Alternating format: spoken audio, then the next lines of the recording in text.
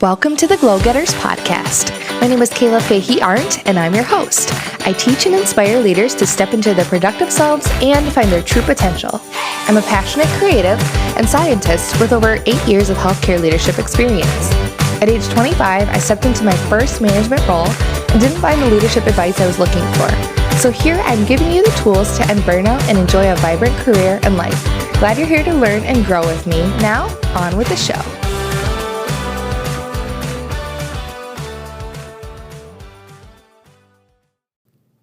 Hey everyone, thanks for watching. My name is Kayla and I help leaders improve their skills every single day. And today's episode of the Leadership Collaborative YouTube channel or Instagram video, or if you're listening on my podcast, the Glow Getters podcast, today we're going to be talking about how to be a proactive leader to kick off 2021. I don't know about you guys, but this first week of 2021 has felt sort of like emotional for me. I think it's this mix of, okay, all of the traumatic events that happened in 2020, like letting them go, and also like, you know, having found some of the great times where we can find stillness and reflection in those times in 2020 and come out better for it.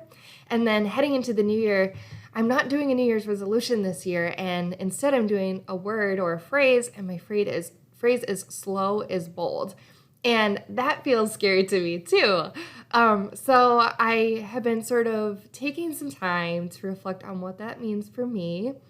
And the first thing I started to do at work was sort of get tidied up and ready for the new year. And so this is helping me set up systems and structures so that I have a lot less fumbling during the year. And so I want to tell you about what I'm doing and share these tips, and then hopefully you can implement them too. So the first tip is set up one-on-ones with your team members. If you don't already meet one-on-one with the people who are your direct reports or with your boss, it's time to do that. So one of the things that you can do is send out an email or a letter to your direct reports and just say, hey, this year, I would love to be able to touch base with you all more frequently than in the past.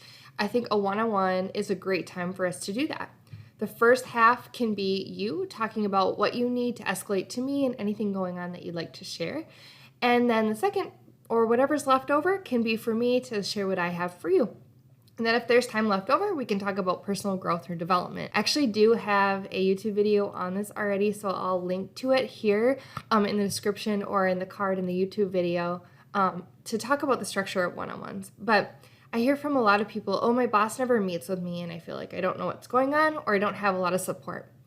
If that's the case and you want to be meeting with your boss, which you should, to get feedback, then just reach out to them and say, hey, I'm wondering if we can have a more frequent touch base, and suggest a time. Maybe it's weekly, maybe it's every other week, or maybe it's once a month. But do get those on the calendar, and then set up recurring calendar invitations for you and your direct report or your boss so that they're on your calendar and you don't have to worry about it. If you're setting it up for your boss to meet with you, that's good. You can own the invite. You have control over it. It shows you're managing up, and that's totally fine. Sometimes we bosses, and I'm also an employee, we need help. And it's it's really nice when you can see others managing up because it shows leadership potential. The second thing is fix your current calendar invites. So I know in the last year for my company, with all the changes because of COVID and different communications and platforms for exchanging information, we actually changed from, I think, Skype to Microsoft Teams. And so tons of meetings were in the Skype format, and we had to switch to Teams. And there's a lot of residual meetings left over that still have old links that don't work. There's also meetings that just don't have links anymore that need them. And I found myself at the end of the year just sort of fumbling over these calendar invites, sometimes wondering why no one was joining the meeting, only to realize, oh, the link's not there. I'm the only one with the calendar invite or access to go into the meeting. So just take some time, tidy up your meetings. If some meeting has got off its schedule, just delete the series and put a new fresh series out for the year. And you're going to feel so much better, a lot less fumbling at the top of meetings or at the end when you're trying to look for the next meeting. The next thing I want to share with you is complete your performance reviews. So number one is get your review done and sent to your boss, whatever they require. And number two is complete the reviews for your direct reports. So This starts with you having shared your expectations with your direct reports, what you need and would like from them in order to do their review.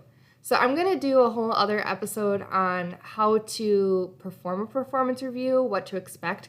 But one tip I have is if you have a direct report, the easiest way to do a review is to ask them to self-reflect on how they did this year. So instead of you having to come up with, so-and-so did this great and look back at everything, ask them to reflect on did they meet their goals, why or why not, and have them do a self-assessment. Have them send that to you ahead of time. Then you can look at their assessment. It's going to jog your brain. It's going to remind you of the things they did. And also you'll know what they're thinking. And then you can do your review for them. So that's going to be really, really helpful. And make sure that you're very timely with your reviews. Oftentimes HR requires them to be done within a certain amount of time. And I will say employees get really anxious when they don't know when they're having a meeting with their boss, because typically reviews also have to do with some sort of performance or incentivized pay for the next year.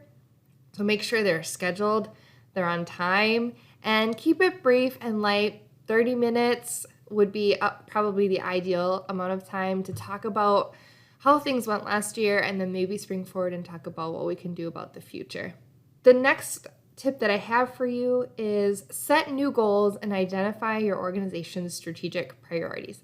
This is a tough one because as organizations, especially large ones, wrap up the previous year, they might not be done setting goals for the current year, even in January. It might take a couple months, which isn't ideal, especially if that means you only have 3/4 of the year left to accomplish those goals. But that's reality. So from the best of your abilities, based on the past, based on what you know today, try to get a sense of what those strategic priorities are going to be and start brainstorming with your team. You can even do this during your one-on-ones or during those reviews.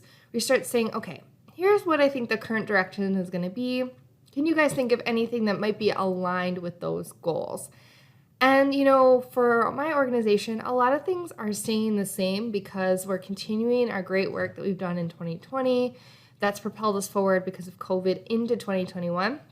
And there's a lot of new things. We're going to be adding goals around equity and anti-racist policies. And so that's going to be really fun. Don't know what it looks like yet, but start just maybe even a back of the napkin list of the ideas you have. That way, when your team or your boss comes to you and says, what do we got? What are we thinking for goals? You're ready and you're not sort of scrambling. And that way you also don't commit to a goal that maybe you don't want to commit to.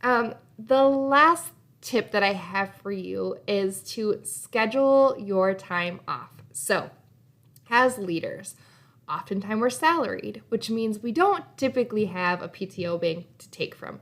So what happens is they say, here are your days off. This is the number you have. If you take them, great. If you don't take them, whatever. And I think that leads to leader burnout if you don't take your days off because you feel like, oh, I've got to be here working. When really, taking the time off is going to make you a better leader. It's going to give you more energy to be here when you're here. So what I learned from a colleague last year is that she was like, okay, I have my 21 days plus the 10 holidays or whatever it is. And she would go in her calendar and just already mark it off out of office. And even for herself, she would label them like 1, 2, 3, 4. So she knew how many days she had left. As a leader, oftentimes that's not really necessary. Just make sure that you're being honest with the time off that you have. Obviously you are, but make sure you schedule it.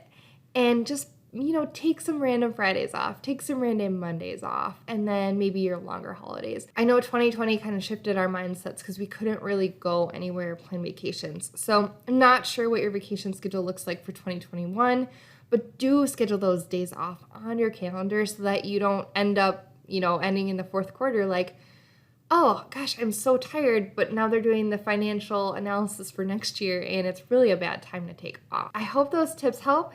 Make sure you have one-on-ones with your team scheduled for this year. Fix any calendar invites that have a little bit of bugs in them or aren't missing links or not set up correctly.